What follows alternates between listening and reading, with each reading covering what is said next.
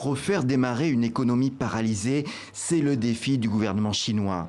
Et pour cela, il annonce ce dimanche une mesure choc, injecter 156 milliards d'euros de liquidités dans le système.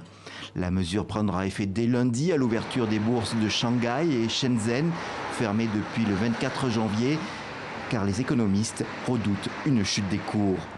Cette épidémie de coronavirus a déjà réussi à mettre presque à l'arrêt le secteur du tourisme et des transports, alors que la Chine comptait sur la consommation intérieure pour relancer sa croissance en berne. Pour autant, les conséquences ne sont pas chiffrables, tout dépendra de la durée de la crise. Le FMI surveille de très près les retombées internationales de cette crise, mais avoue ses incertitudes. Il serait irresponsable de spéculer sur ce qui va se passer. Je peux simplement me référer à un cas similaire, l'épidémie de SRAS en 2002-2003.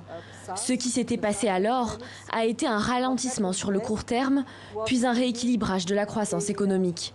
Cela s'est compensé sur l'ensemble de l'année.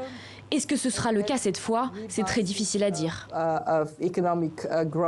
Dans le reste du monde, en tout cas, les premiers effets se font ressentir dans l'industrie du tourisme.